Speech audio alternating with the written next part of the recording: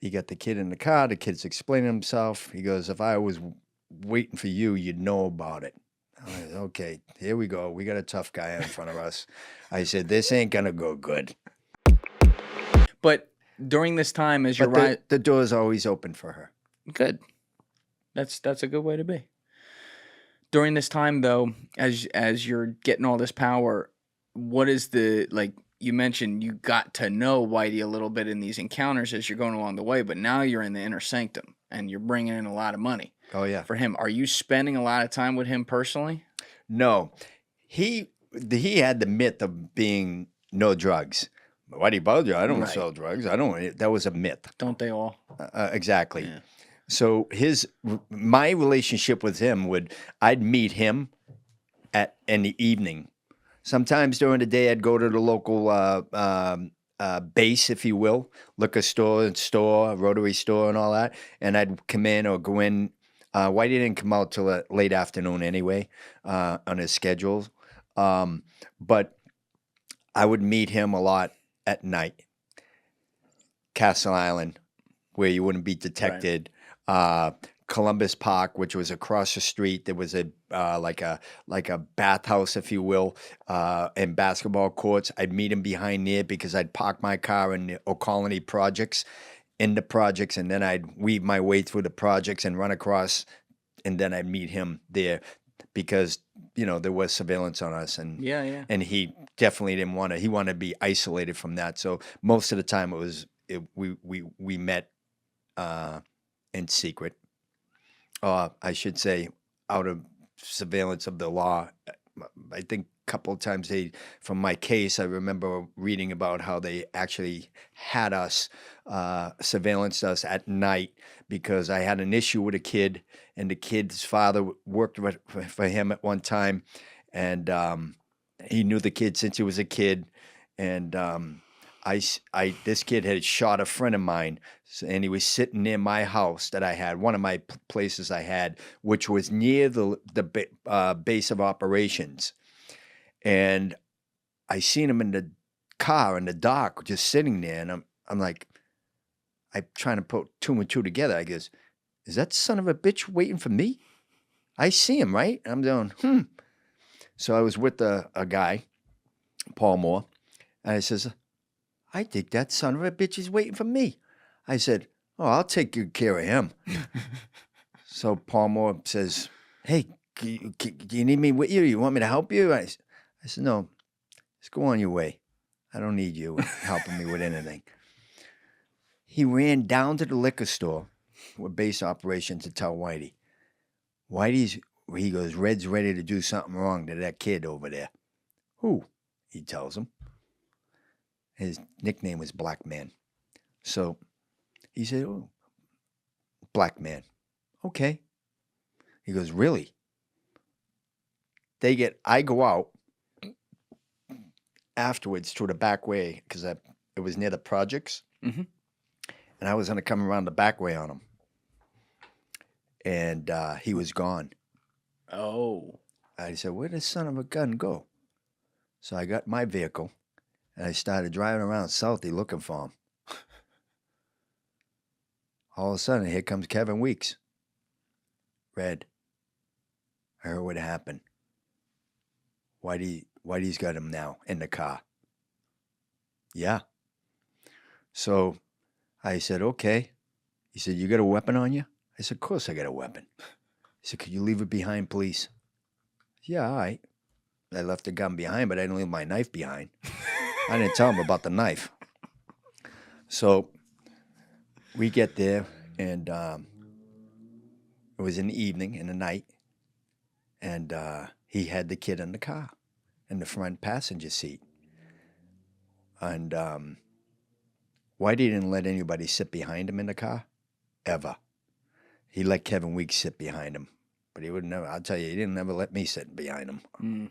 He just didn't, I always had to sit if I was in the car, I had to sit in the back where he could see over his shoulder on me and watch me in the mirror. I don't know why. I mean, who knows? Paranoia. Yeah, exactly. Yeah. Well, he did say that I reminded him of a lot of himself when he was a kid. So he got the kid in the car. The kid's explaining himself. He goes, if I was waiting for you, you'd know about it. I was, okay, here we go. We got a tough guy in front of us. I said, this ain't going to go good. So he's going on and on and on. He thinks everything's like he's a tough guy. Everything's going to be all right because he, Uncle Jim, Whitey, is going to, he's with me, So when he said that to me, if I was waiting for you, you'd know about it. I patted him on the back of his shoulder from the back seat. I said, I guess we're done here, aren't we then? Whitey's fucking head snapped back at me and looks at me.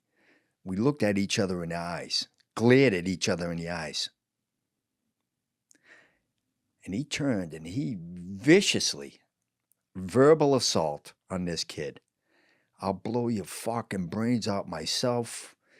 Get the fuck out of there. This is my man. This is my guy. Bah, bah, bah, bah, bah. Because Whitey knew. He knew. He got the message when I said, I guess we're done here then. Mm. The kid started to cry. He started to weep.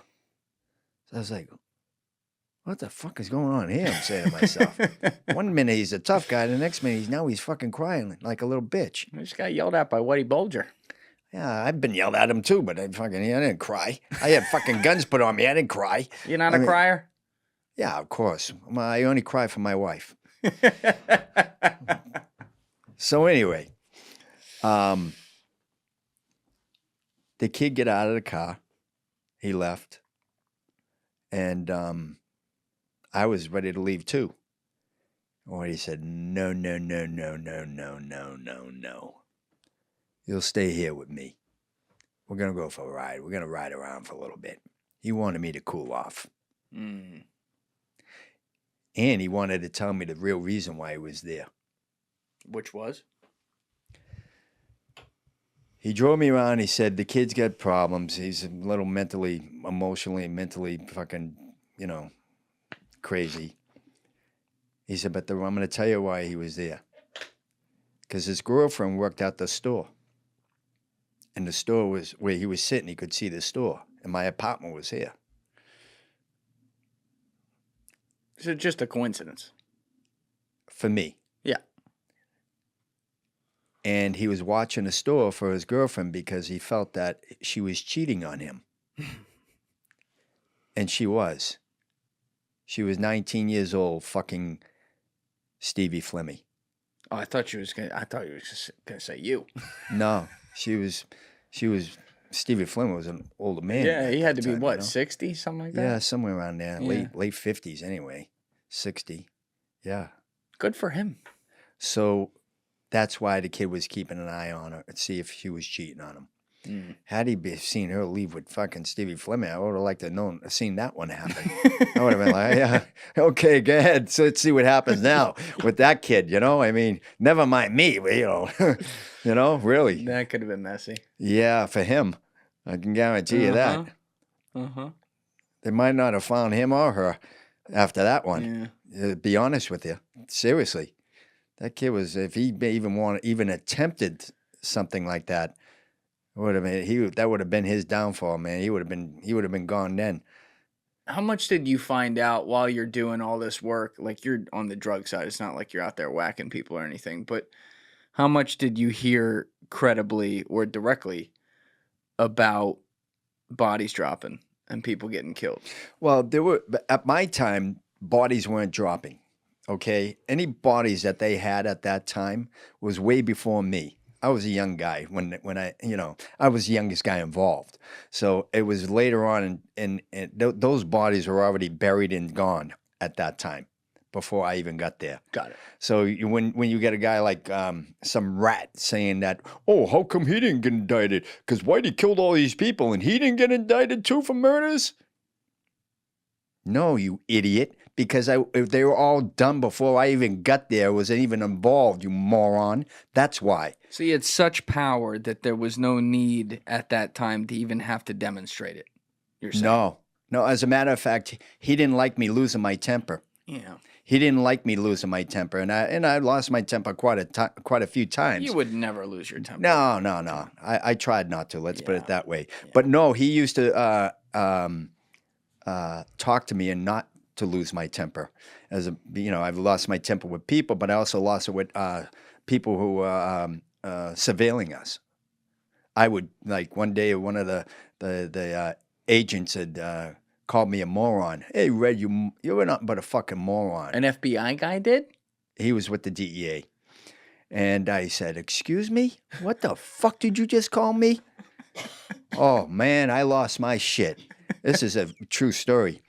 And it was in front of the store, and I was with a bunch of guys, friends, and it was the two of them in the car.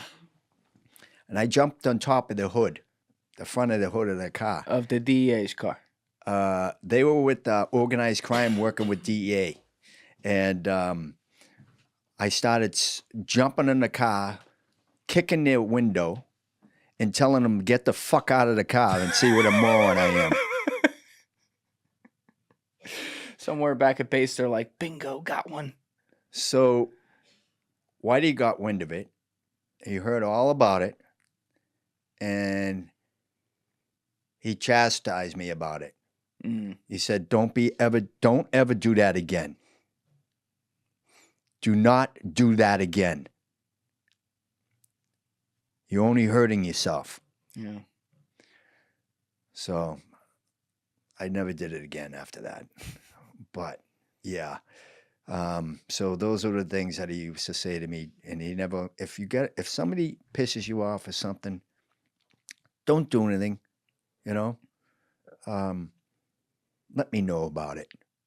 If you're talking about the fact, though, we got into this because you're explaining that you were really seeing this guy usually at night for some business or dispute type thing. It's not like you're hanging with him at the bar every day. Or going on his I mean, runs with him. there was a couple of times where he came down to Triple O's, and I was down there with some of the guys, and I'd be on one end of the bar, and he'd be on the other, and I'd buy him a beer, and then he'd buy me a beer, a Heineken or something. But Whitey never drank really at all. And quite frankly, he's the one who, excuse me, that used to talk to me about stuff. Like, even during the day, I didn't see him that much during the day because he wasn't around during the day that much, only in the later afternoon.